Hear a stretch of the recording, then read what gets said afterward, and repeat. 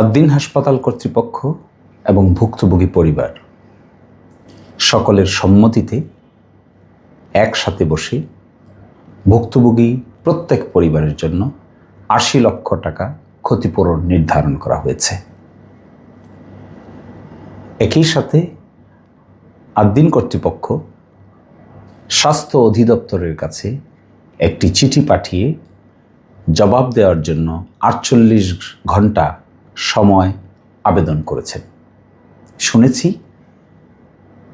কর্তৃপক্ষ ৪৮ ঘন্টা সময় মঞ্জুর করেছেন, এখনো চিঠিটি হাতে পাওয়া যায়নি।